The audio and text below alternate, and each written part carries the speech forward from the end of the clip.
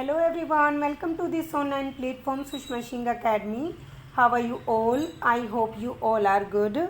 Today in the series of most important 500 questions, we will cover question number 100 to 110.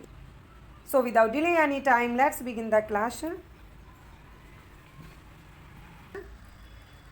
Question number 1 is which of the following writers did not win the Nobel Prize for Literature?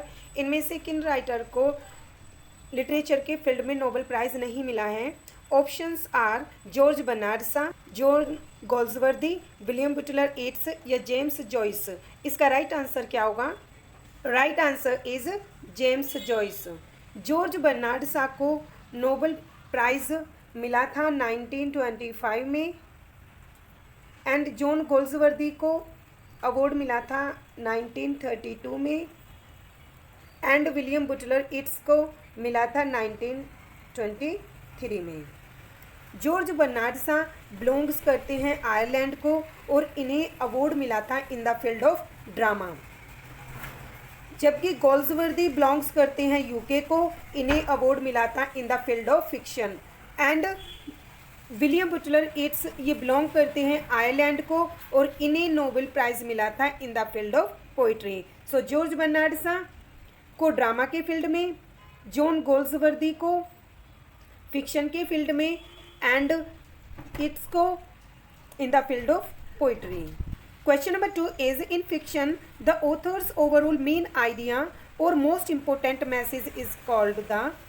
जो fiction होता है उसमें main idea या जो most important message होता है उसे क्या कहते हैं? ऑप्शंस हैं प्लॉट, कॉन्फ्लिक्ट, सेटिंग या थीम. इसका राइट आंसर क्या होगा? थीम. फिक्शन में जो मेन आइडिया या मोस्ट इम्पोर्टेंट मैसेज होता है ऑथर का वो होती है थीम. The theme is the main idea or underlying meaning of a literary work और a theme may be implied or stated. Question number 3 is what is the subtitle of the play Twelfth Night. जो Twelfth night है उसका subtitle क्या होगा?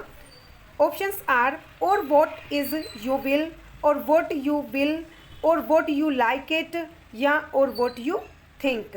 What will be the right answer for this? What you will. Or what you will can be understood as either a reference to the theme of human desire or as an invitation to the audience to supply their own name for the drama. और what you will एक phrase मानी जाती है जो कि Olivia के द्वारा use की गई है, जो कि एक एलिजाबेथन इक्विवेलेंट है to the contemporary whatever you want. Indeed what you will combines echoes of Twelfth Night. Question number 4 is the line there is a special providence in the fall of sparrow occurs in. Options are Hamlet, Henry IV, The Tempest और Twelfth Night. इसका right answer क्या होगा? Right answer is Hamlet. ये speech Hamlet के द्वारा होर्सियो से बोली जाती है. हैमलेट में इन एक्ट 5th सीन 2 में जब होर्सियो वॉर्न करता है हैमलेट को that he will lose the duel with Laertes, he reveals that he is decided to give in to God's providence fate. Question number 5 is the rare actions in virtue than in vengeance. This line occurs in Shakespeare's. Options हैं Hamlet, King Lear, the Tempest या the Merchant of Venice. इसका right answer क्या होगा? Right answer is the Tempest. ये Prospero की speech होती है Tempest में एक्ट 5 सीन 1 में. बाय दिस स्टेटमेंट सब title Revelation after years of living in exile and plotting his return to Italy. The Tempest emphasis or mercy and forgiveness are hallmarks of Shakespeare's romances. 4 plays, The Tempest, Pericles, The Winter's Tale and The Cymbeline, written late in the playwright's career, or Prospero's capacity to forgive those who have betrayed him Mirinda, Empathy, Ariel Mercy, and the Gonzalos, though fullness dramatizes the triumph of the human spirit. Question number 6 is which of the following is not a work by William Blake. इनमें से कौन सा work William Blake का नहीं है. Options are Songs of Innocence, the Marriage of Heaven and Hell, Visions of Daughters of Albion या Castle of Indolence. इसका right answer क्या होगा. Of Indolence. Castle of Indolence एक पोएम है कंपोज्ड बाय जेम्स थॉम्सन, जो कि एक Scottish poet होते हैं 18th सेंचुरी के. उन्होंने ये पोएम राइट की थी 1748 में. ये पोएम कंपोज की गई है स्पेंसरियन स्टैंजा में at the time when they were considered outdated and initiated an interest in this stanza form which would later have a strong influence upon the English romantic poets Lord Byron, William Wordsworth and John Keats. Question number 7 is detection, जो कि एक odd मानी जाती है. ये right की गई हैं. ऑप्शंस हैं एस.टी. कॉलरिज के द्वारा, पी.बी. शैली के द्वारा, सर वॉल्टर स्कॉट या मैरी शैली. What will be the right answer for this question. ST. Coleridge. Detection जो कि एक ओड मानी जाती है, ये कंपोज की गई है एस.टी. कॉलरिज के द्वारा इन 1802 में. ये पोएम जो है इसकी ओरिजिनल फॉर्म मानी जाती है रिटर्न टू सारा हचिनसन, जो कि एक वुमेन होती है, was not his wife and discusses his feelings of love for her, but in the published editions the personal feelings and mention of Hutchinson were removed.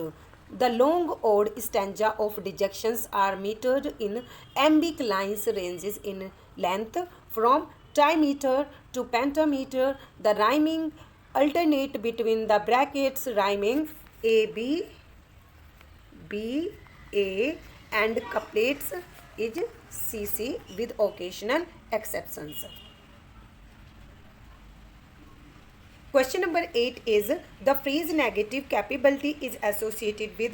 जो फ्रेज नेगेटिव कैपेबिलिटी है ये किससे associated है. Robert Herrick से, John Keats से, S T. Coleridge या Robert Browning. इसका right answer क्या होगा. Right answer is John केट्स.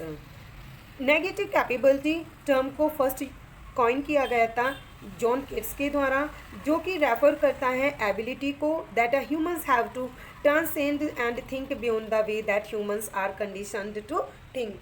और किट्स ने इसको यूज़ किया था where he was criticising Coleridge who in the opinion of Keats wrote his poetry in order to search for truth and as a result missed out on beauty and its elevating affects. Question number 9 is which of the following does not belong to Galsworthy 3 ट्रायलॉजीज. इनमें से कौन सा work गोल्सवर्दी की trilogy में नहीं आता है. The man of Property, the Forsyte Saga, the Modern Comedy या the and of the Chapter. इसका राइट आंसर क्या होगा. So right answer will be the man of Property. Man of Property doesn't belong to Galsworthy 3 trilogies. और Forsyte saga जो include करता है 9 novels को and several interludes को, जो कि डिवाइडेड है 3 ट्रायलॉजीज में, जिसमें फर्स्ट आता है फोरसाइट सागा, जिसमें है the man of property in chancery and to let. Second में आता है मॉडर्न कॉमेडी, जिसमें आता है the white monkey and the silver spoon and the third one is the swan song. और लास्ट आता है इसमें the and of the chapter, जिसमें है maid in waiting, ring wilderness और one more river. So 3 trilogy में क्या क्या आएंगे. Forsyte saga, modern comedy, the and of the Chapter. और ये इसमें नहीं आएगा the man of Property. Question number 10 is John Galsworthy was born in the year. Galsworthy का बोर्न किस ईयर में हुआ था. ऑप्शंस हैं 1873, 1867, 1865 या 1890. इसका राइट आंसर क्या होगा. Right answer is 1867. गोल्सवर्दी का बोर्न हुआ था इन द ईयर 1867. कहाँ पर, इंग्लैंड में। और ये एक famous English novelist, play writer, और इनको नोबेल प्राइज़ मिला था in the field of literature in 1932 में।